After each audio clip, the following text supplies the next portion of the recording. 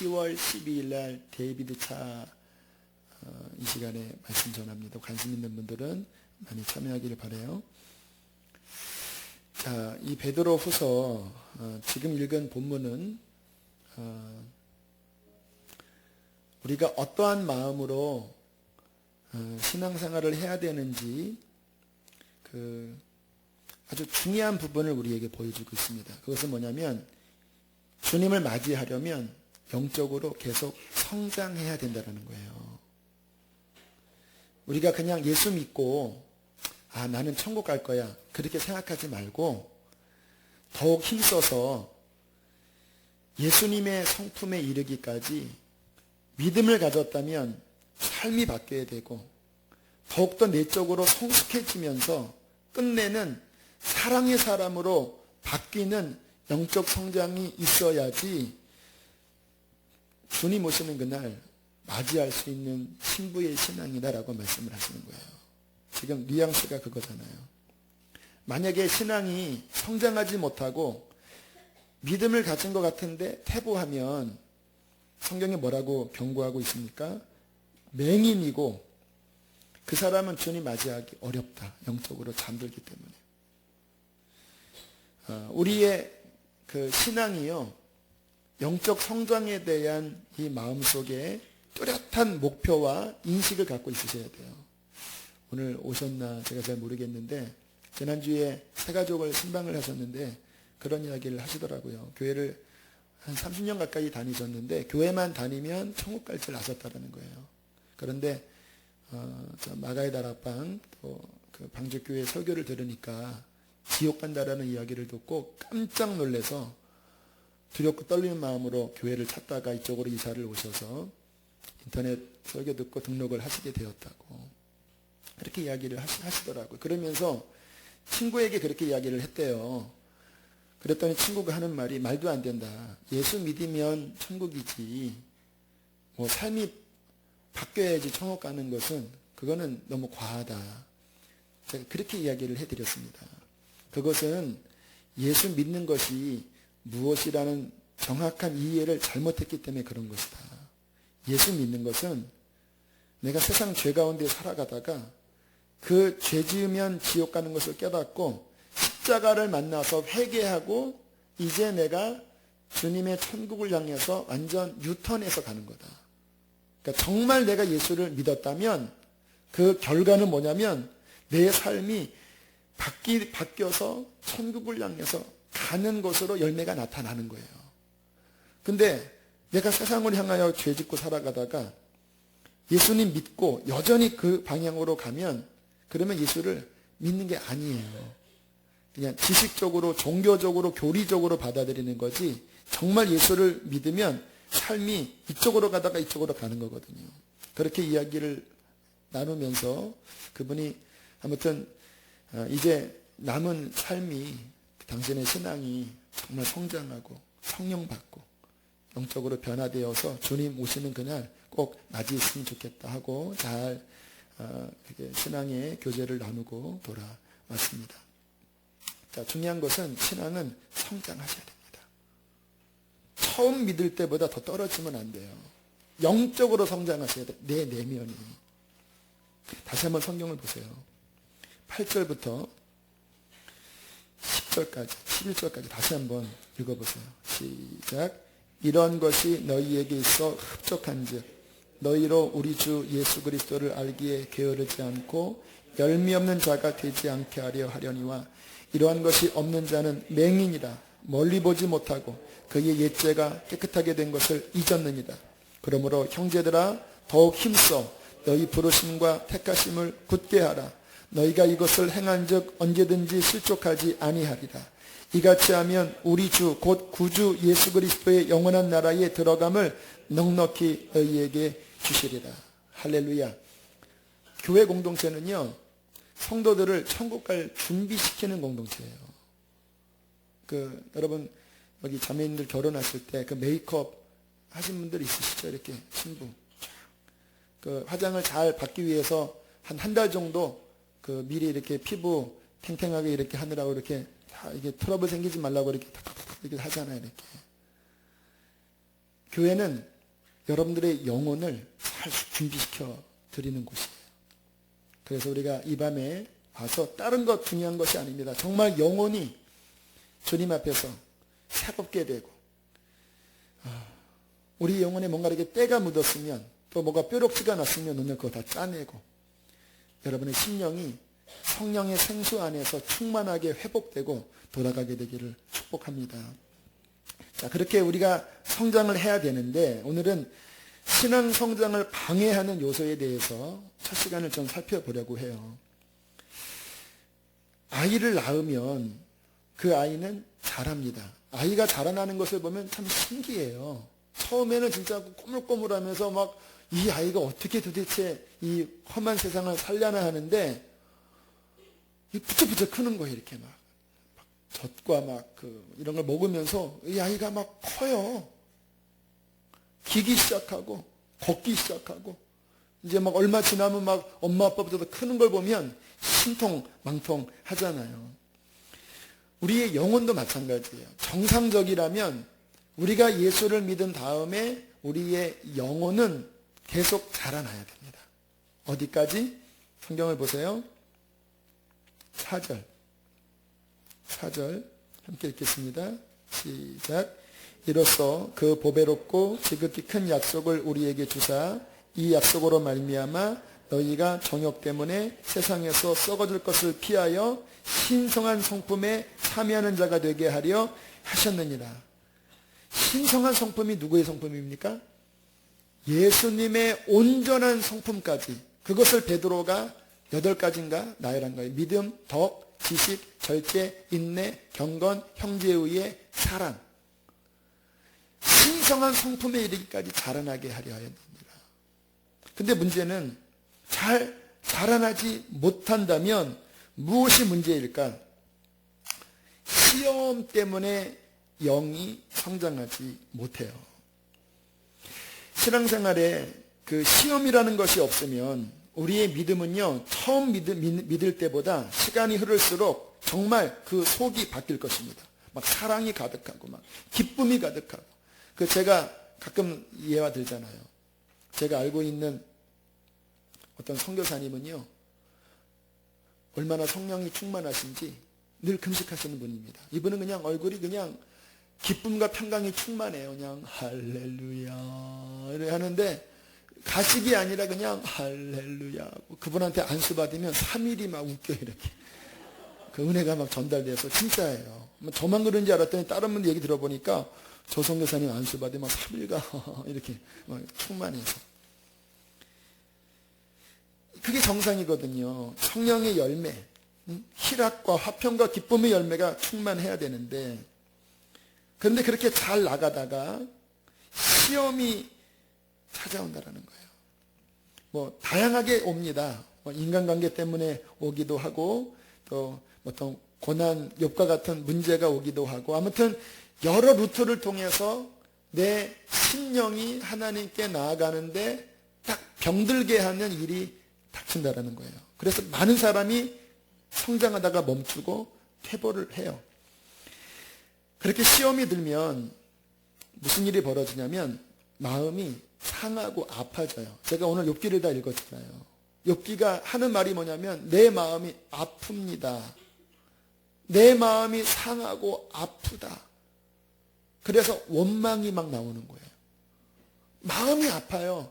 내 마음이 건강해서 사랑하고, 그리고 내 마음이 건강해서 하나님을 이렇게 잘 섬겨야 되는데, 내 마음이 상하고 병들고 아파하니까 하나님께도 원망이 나오고, 막 사람도 막 믿고 싫으면서 갑자기 그 신앙에 쓴뿌리가 나오는 거예요. 오늘 그래서 아까 기도할 때 성령께서 마음이 아픈 사람 기도시킨 거예요. 마음이 아픈 거예요. 마음이 아프니까 남편이 밉고 막 생활이 짜증나고, 그전에는 똑같은 일이었어요. 똑같은 그 남편이었고 똑같은 그 자식이었고 그냥 그 일이었어요. 그냥 괜찮았거든요. 근데 마음이 아프니까 전화도 안 하고 말이야.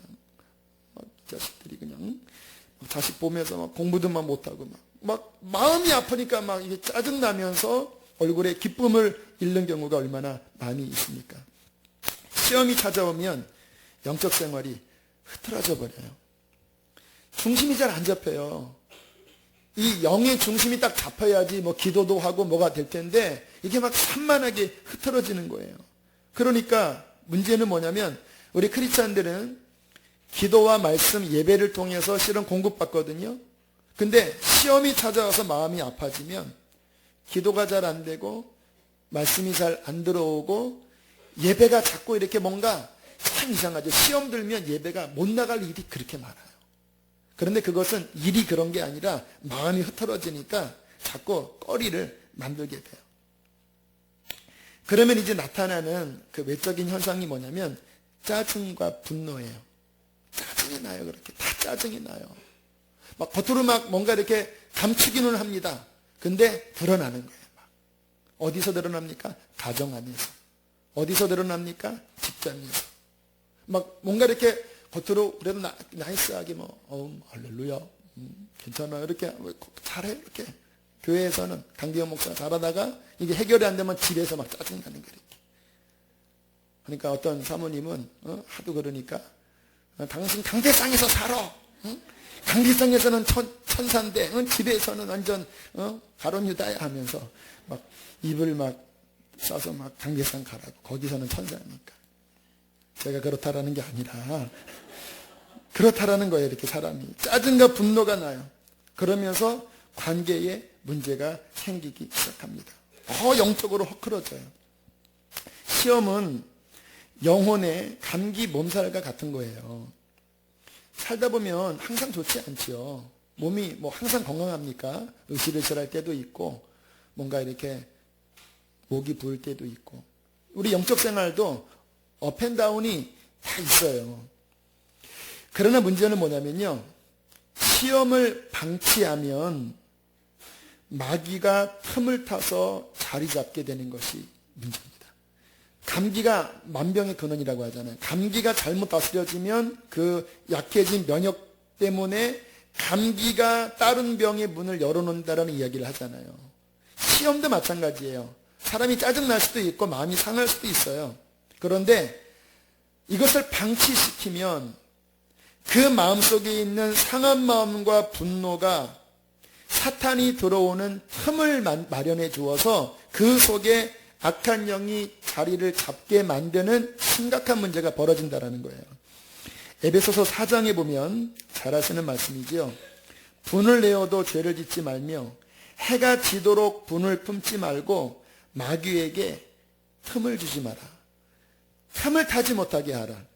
여기서 이 틈을 타다라는 말은 뭐냐면요, 사탄이 들어와서 자리를 확보하고 자기 몫을 딱 잡는 거예요.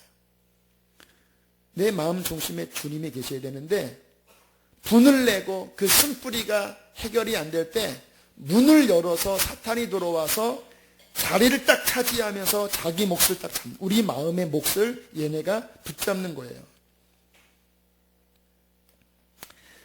그렇게 사탄이 쓴뿌리로 우리 안에 자리를 잡으면요, 이게 뭐가 문제냐면 견고한 진을 만듭니다.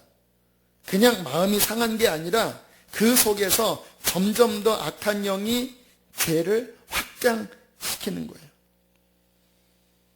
그래서 더 영적인 은혜를 누리지 못하게 하고 영적으로 피폐하게 만들고요.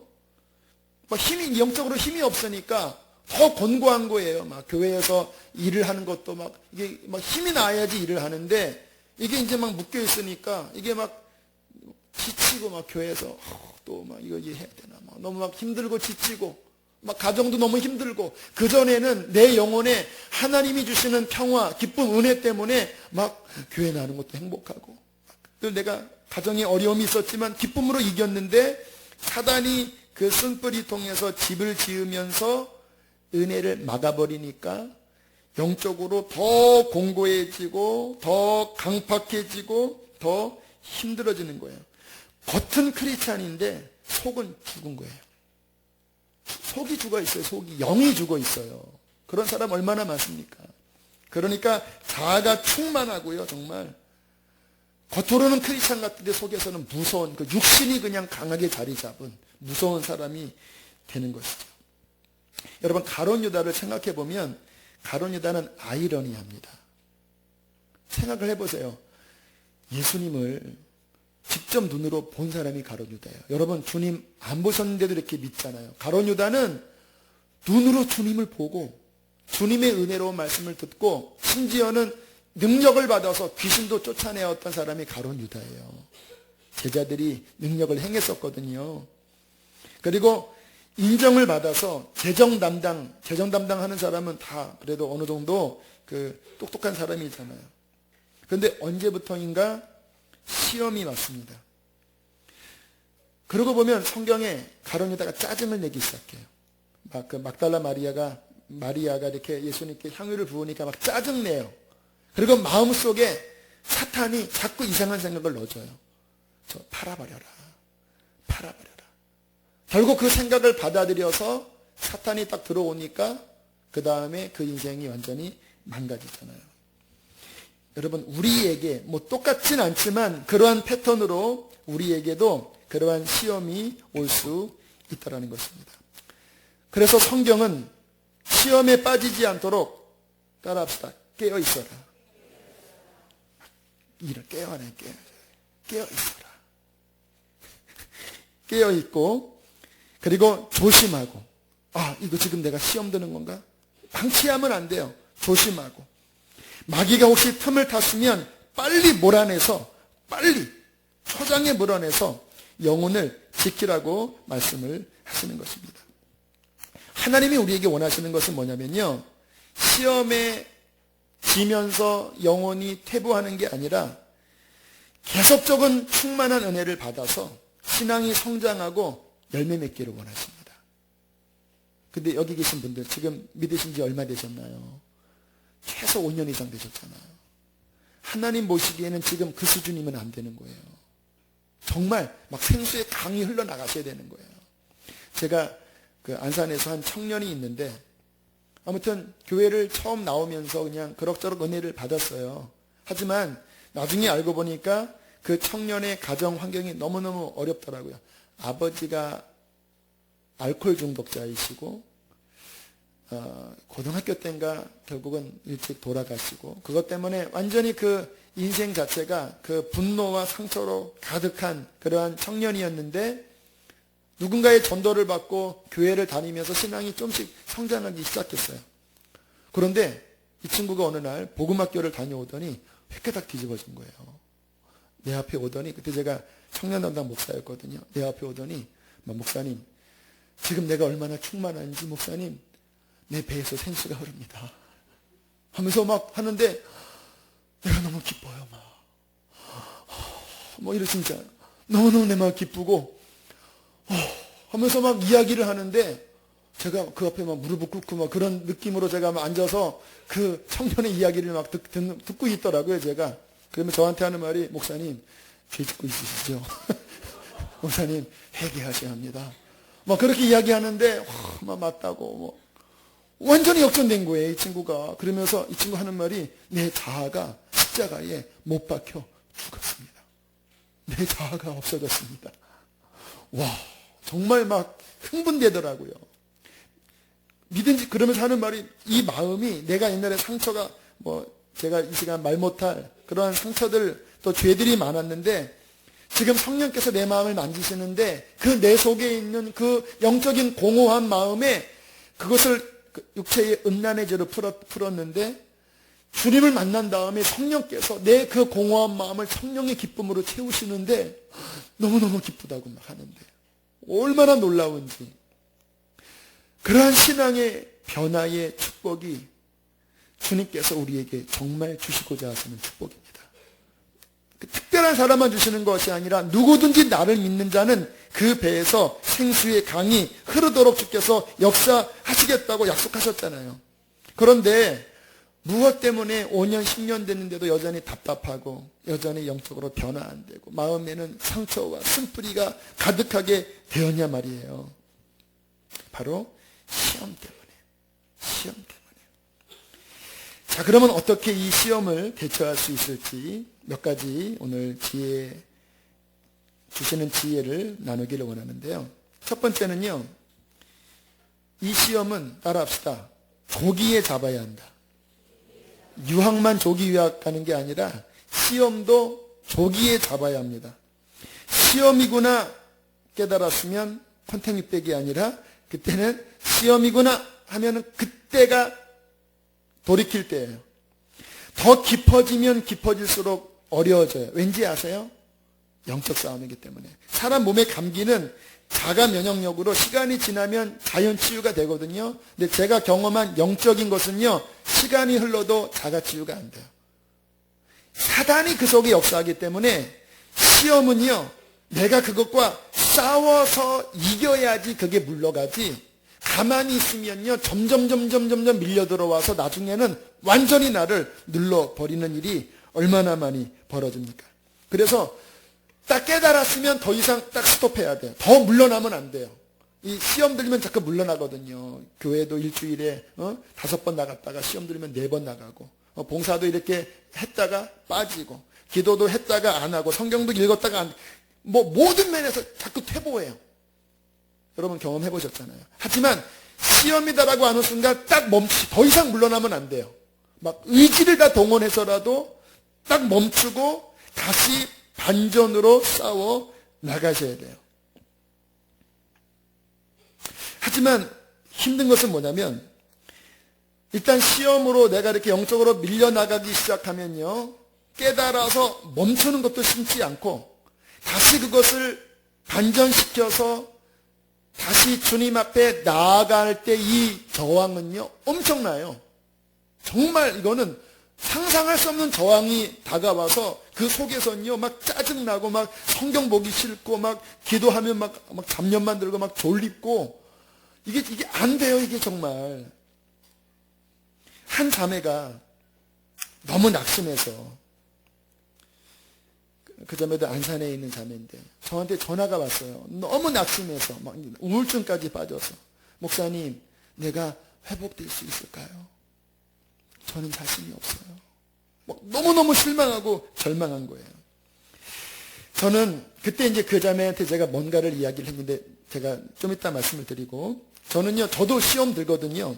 하지만 저는 시험에서 회복할 때 그 시험을 이기는 저는 강력한 무기를 하나 들고 있습니다. 칼을 하나 들고 있어요. 예전에 어떤 내적 치유 세미나 들었더니 재밌는 비유를 들더라고요. 저쪽에 브라질이나 이런 데 가면은 아나콘다 뱀이 있잖아요. 그 아나콘다를 무찌르는 그 가이드가 있대요. 그러면서 이렇게 소개를 해주더라고요. 첫 번째, 아나콘다가 바로 앞에 오면 도망가지 마라. 가만히 있어라. 그리고 아나콘다가 밑에서부터 나를 먹으면 계속 가만히 있어라. 그래서 아나콘다가 내 다리까지 먹으면 빨리 그때 칼을 끄집어서 목을 잘라버려라. 그게 아나콘다를 무찌르는 방법이래요. 그래서 그 이야기를 해주면서 샌드라 윌슨이라는 그 내적 치유 강사인데, 그 이야기까지 하고 무슨 이야기를 하냐면, 사단의 시험을 이기는 칼이 말씀의 검이라는 거예요. 사단이 나를 먹으려고 할 때 가만히 있다가 결정적인 순간에 말씀의 칼을 딱 빼서 목을 자르면 이길 수 있다 이 말이에요. 굉장히 리얼하죠. 제가 이 사단과 이렇게 싸우고 어떤 영적 시험 들 때 저도 막 내 마음은 일어나기 너무 힘들거든요. 그런데 그때 제가 꺼내 쓰는 아나콘다의 목을 잘라버리는 성령의 검 하나가 있습니다. 그 말씀 제가 하나 소개시켜 드릴 테니까 여러분도 딱 옆구리에 차시고 필요할 때 딱 쓰시면 좋겠습니다. 로마서 6장을 보세요. 로마서 6장 14절.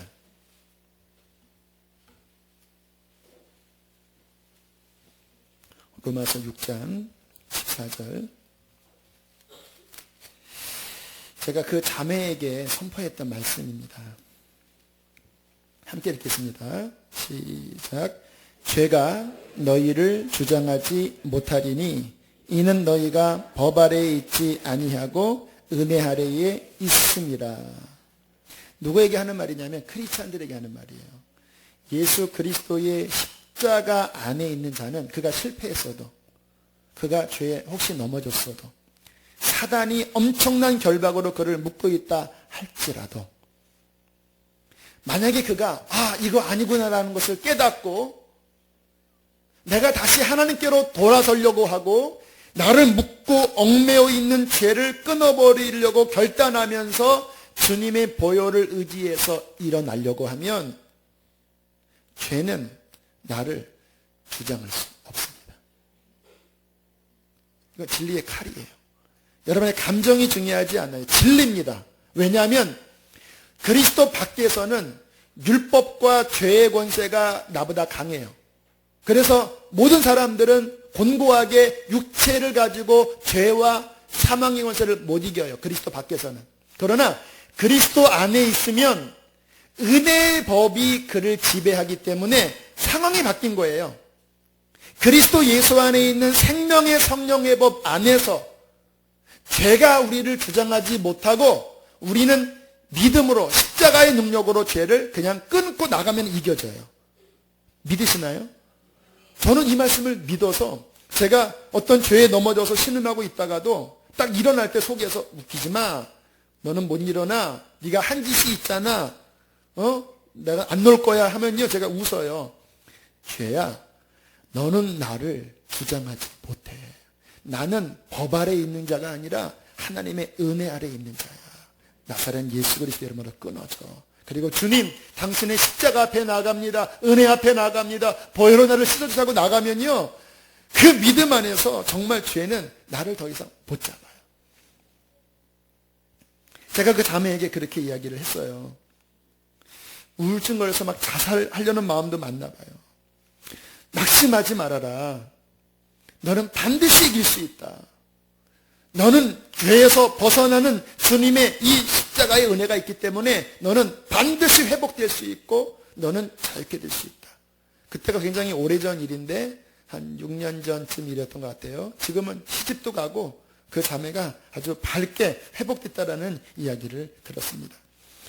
사랑하는 교우 여러분, 낙심하지 마십시오.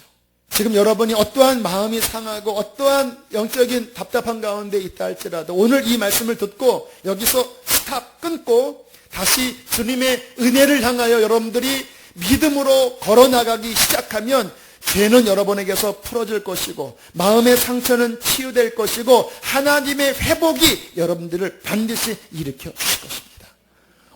오늘 내일 말고 오늘 지금 주께서 말씀하실 때 이 주님의 은혜의 복음을 들고 우리는 앞으로 나아가야 하는 것입니다. 자, 이 은혜 속에서 제가 방식을 알려드렸죠. 죄가 우리를 주장하지 못하고 그리스도 예수 안에 있는 생명의 성령의 법이 죄와 사망의 법에서 나를 해방하여 믿음에서 덕을, 덕에서 지식을, 지식에서 절제를, 인내를, 경건을, 형제의회를 사랑으로 그리스도의 성품에 이르기까지 이제 쭉 자라나게 우리는 나가야 될 텐데 이 죄를 끊고 어떻게 해야지 자라날 수 있을까요? 따라하겠습니다. 날마다 생수의 충만한 은혜를 받아야 한다. 자, 제가 어저께 오늘 한 책을 선물을 받고 제가 읽었습니다. 생명수의 강이라는 책이에요. 제가 지금 안 갖고 왔는데 여러분도 관심 있으시면 한번 인터넷에 찾아보세요. 지지난주에 한 세 가족 신방을 했더니 그 책을 이렇게 선물로 주시면서 그러는 거예요. 그 책 알아요? 그래서 모르는데요. 그랬더니 어느 교회 앞에 생수의 강이 흐르는 교회 보면 이거 보고 그 책 보고 지은 줄 알았대요. 그래서 아닌데요. 이거 성경에 나와 있는 거니까. 그러면서 정말 그 아주 생수의 강이 흐르는 그 목사님이 계시다고 하면서 그 책을 선물해 주셨어요. 제가 읽어보니까 그분은 2006년부터 그분 영혼 안에 생수의 강이 흐르기 시작하셨대요. 그 담임 목사님은 김영동 목사님이신데 홍정림 목사님 남서울은혜교회에서 부목사 하시다가 저 구론가 어디 쪽에서 목회를 하시는 분이세요. 갑자기 어느 날 2006년부터 예배 때면 막 성령이 막 임재하셔서 막 강이 흐르는데 그 강물 속에서 많은 사람이 치유받고 막 회복되고 그분의 친구가 김의연 PD예요. 막 김의연 PD를 위해서 기도도 해주고 그 김하중 대사도 하나 아무튼 굉장히 영적으로 깊이 충만하게 들어가는 왜 그분에게 그러한 은혜를 주시는지 본인도 모르겠다고 할 정도로 그 예배당 안에는 그냥 임재가 그냥 늘 충만하대요. 할렐루야. 가까운 문 여러분들을 보내드릴 텐데 너무 멀어서 그 대신 여기서 그 생수의 강을 경험하게 될 줄로 믿습니다. 오늘도 그 생수의 강이 이곳에 흐르고 있어요. 제가 거기 은혜 받고 그래 다시 이 생수의 강이 우리 안에 넘치도록 믿음으로 붙잡자. 그래서 오늘도 뭐 기도를 인도를 했는데, 자, 그 책에 보면 지금 제가 나누는 말씀을 이렇게 정리를 하고 있어요. 한번 제가 그 몇 구절들을 인용할게요. 예수님을 믿고 성령을 받지만 사탄이 깊은 내면의 죄와 상처의 쓴뿌리로 그것을 치유받지 못하게 해서 생수의 강이 열리지 못하고 있다. 생수의 강이 흘러야 되는데 그게 성경적이잖아요. 누구든지 나를 믿는 자는 성경의 이름과 같이 그 배에서 생수의 강이 흘러나리라. 근데 상처와 쓴뿌리 때문에 막혀 있다라는 거예요. 성령의 임재가 은사적인 차원, 은사는 육체로 나타납니다. 치유가 일어나고, 어떤 예언이 일어나고, 어떤 기적이 일어나고, 그렇게 은사가 나타나는데, 은사의 차원에만 머무르지 말고, 깊은 치유와 회복이 일어날 때까지 생수의 강에 깊이 젖어들어서 그 생수의 강이 흘러가면, 에스겔서 47장인가요? 그 생수의 강이 흘러가는 곳에 죽은 것이 살아나고 막 치유가 일어난다고 그러잖아요. 말씀 기억나시죠? 그 강이 흐르는 좌우편에 막 잎사귀가 열매를 맺히면서 막 치유한다 그러잖아요.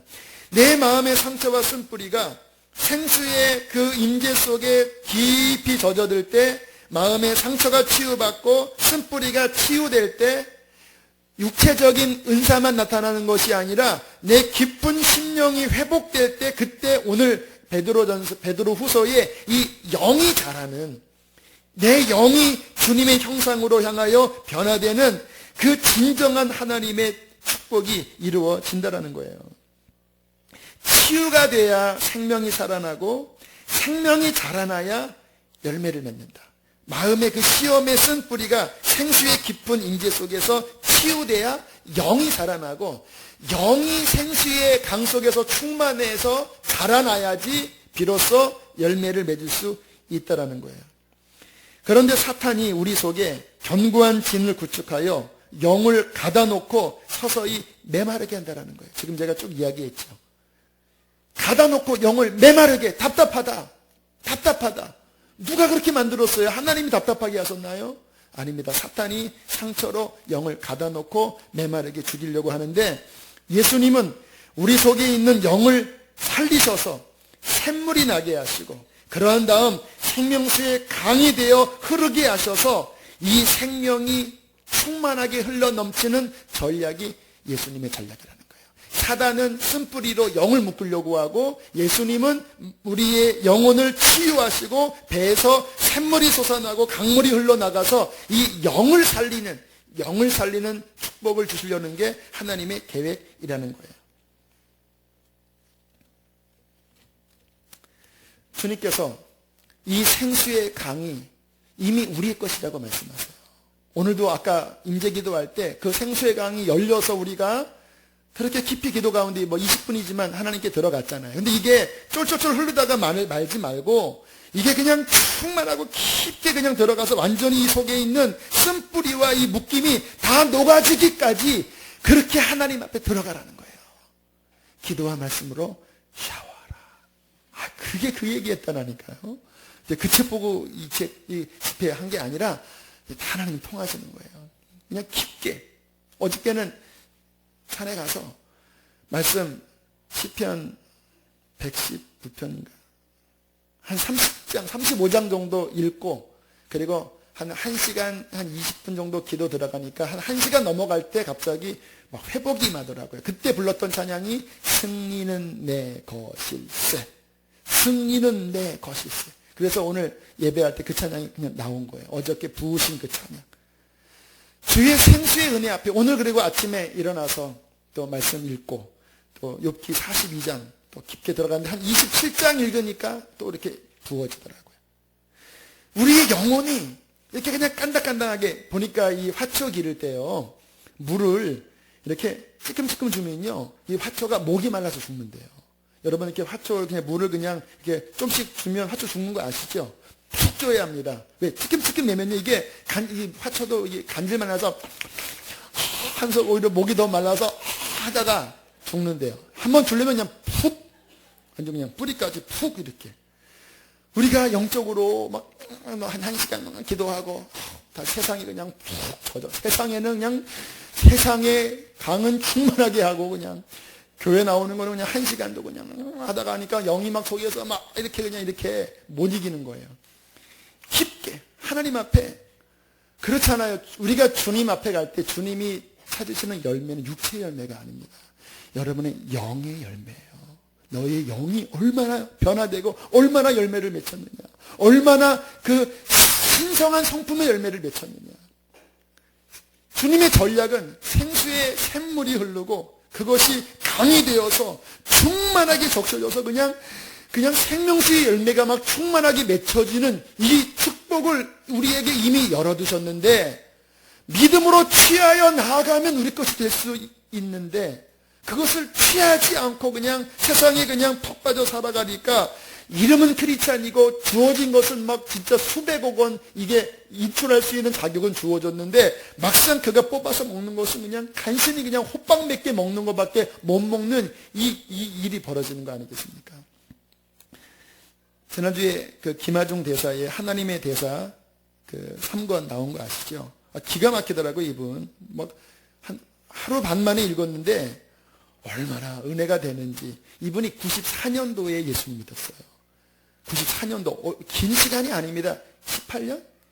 얼마 되지 않는 시간인데 이분이 고위공직에 계신 바쁜 분이잖아요. 중국 대사로 6년 반 정도 있었고 김대중 대통령 의전비서관, 그 다음에 노무현 정권 때도 의전비서관 잠깐 하셨고 이명박 대통령 때 통일부 장관까지 하시는 엄청나게 바쁜 분이었는데 이분이 주님 딱 만난 다음부터 이분의 이 하나님이 쓰시는 특징을 보니까요, 이 모든 것들을 다 정리하고 그냥 하늘만 하더라고요. 기도하는 거예요. 이분은 처음 주님 만나서 중보기도. 왜냐하면 이 중국에 대한 비전이 있었기 때문에 중국에 있는 중요한 인사들을 위해서 하루에 6시간 7시간씩 기도하는 거예요. 그러니까 믿은 지 얼마 되지 않은 다음부터 이 생수의 강이 그가 막 채워지니까 영적으로 이분 안에 막 변화가 일어나는데요. 기가 막힌 거예요. 여러분 책 보시면 아시죠? 누군가를 위해서 기도하면 그 상황을 정확하게 주님께서 그 마음에 깨닫게 하시고 덕스럽게 그것을 기도 편지로 나누면 그 삶이 회복되고 변화되는 역사들이 얼마나 많이 일어납니까? 제가 그분 책 보면서 참 제가 회개한 게, 우리가 대통령 욕하잖아요. 이분은 사랑하더라고요. 김대중 대통령도 사랑했고 정말 영적으로 노무현 대통령도 비록 그가 믿지 않은 사람이었지만 성령께서 그 노무현 대통령을 위해서 임기 내내 얼마나 기도를 시키셨는지. 그 탄핵당할 때도요, 막 기도를 하면 그 마음속에 성령께서 얼마나 탄식하시면서 그분을 위해서 기도시키시는지. 이게 이제 대언이라고 하는데, 노무현 대통령을 위해서 기도하면 하나님 잘하고 싶은데 주님 잘 못하겠습니다. 나는 지혜가 없고 이거 그만두고 싶습니다. 막 기도가 나오는 거예요. 그때 한참 우리 노 대통령이 이거 막 집어치고 싶다 그런 말 했잖아요. 그런 말이 막 나가서 막 눈물로 기도하고, 그리고 은퇴 후에는 막 기도하는데 새벽에 하나님 살려달라고 막 통곡으로 막 그 대통령을 살려달라고 하는 막 기도가 나오고, 막 기도하다가 막 분노가 치밀어 오르, 막 그분이 막 화가 나셨나 봐요. 분노가 치밀어 오르는데 막 죽고 싶다 막 이런 말들이 막 나오는 거를 보면서 큰일 났다. 결국은 그렇게 생명을 끊어서 너무나 마음 아파하시더라고요. 하나님의 영을 받아서 예수님 믿은 지 얼마 되지 않고 정말 쓴뿌리가 깨끗이 씻어지고 그 임재로 충만하니까 하나님이 그를 쓰시기 시작하는데, 은퇴하고 난 다음에는요, 저 하와이 코나의 예수전도단 우리 열방대학 있잖아요. 거기 가서 처음에는 잠깐 세미나 한 2, 30분 하러 갔는데요. 성령께서 기도를 시키시는데 그것을 정화시키고 다시 그 예수전도단 열방대학을 새롭게 일으키는 영적 전쟁하러 가야 된다. 가서 이분이 막 말씀을 전하니까요, 막 거기 전체가 막 뒤집어지고, 로렌 커닝햄 그 대표 목사님이 그 이분의 어떤 영적인 역사를 보면서 너무 놀래서 그냥 그 한 분을 통해서 예수전단 본부가 그냥 들썩들썩 정화되고 씻어지는 엄청난 일들이 막 벌어지고, 그분 한 분을 통해서 믿지 않는 그 엄청난 사람들이 막 변화되는 일들의 책을 보면서 제가 뭐를 느꼈냐면, 특별한 게 아니라 저도 마찬가지죠.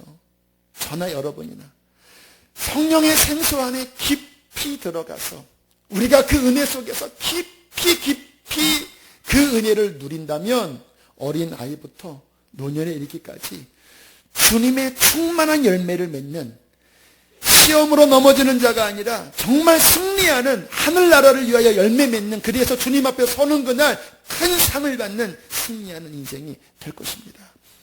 이 은혜를 믿고 우리 주님 앞에 깊이 들어갑시다. 시험에 지지 맙시다. 싸워 이깁시다. 하나님의 역사가 우리에게 함께 해 주실 것입니다. 함께 시간 찬양하고 기도합니다. 우리 성령에 관한 찬양, 허무한 시절 지날 때 이 찬양을 좀 깊게 부르시고, 오늘 좀 깊게 기도하세요. 마음에 이렇게 답답한 거 있으면요, 그거 막 성령의 생수를 구하세요. 생수로 나를 녹여달라고. 보혈로 아까 씻었죠? 생수에 깊이 들어가는 시간을 가지세요. 다 끝나고 안수 받기를 원하는 아픈 사람, 그런 분들은 기도 받으세요. 허무한 시절 지날 때, 깊은 한숨 내쉴 때, 그런 풍경 보시며 단식하는 분이 있네. 고와 같이 너희를 버려두지 않으리. 내가 너희와 영원히 2절입니다. 억눌린 자, 갇힌 자, 억눌린 자, 갇힌 자, 자유함이 없는 자, 피난처가 되시는 성령님 계시네. 주의 영이 계신 이곳에 참자유가 있다네. 참자유가 있다네. 진리의 영이, 여러분의 상한 영혼 주 앞에 맡기시며 찬양으로 나갑시다. 성령이 오셨네. 성령이 오셨네. 성령이 오셨네. 내 주에 보내신 성령이 오셨네. 우리 인생 가운데 친히 찾아오셔서 그 나라 꿈꾸게 하시네. 2절 다시 한번. 억눌린 자, 갇힌 자, 억눌린 생수의 강이 흘러나가야지 사람들이 살아납니다. 여러분의 가족이 여러분의 배에서 오르는 생수로 살아날 수 있습니다. 영이 계시네. 주의 영이 계신 곳에 참자유가 있다네. 우리 손을 내밀고 찬양하면 더 좋을 것 같아요. 할렐루야. 성령이 오셨네. 성령이 오셨네. 성령이 오셨네. 생수의 강이 흘러서 보내신 성령이 오셨네. 우리 인생 가운데 친히 찾아오셔서 그 나라 꿈꾸게 하시네. 성령이 오셨네. 성령이 오셨네. 성령이 오셨네. 내 주에 보내신 성령이 오셨네. 우리 인생 가운데 친히 찾아오셔서 그 나라 꿈꾸게 하시네. 성령이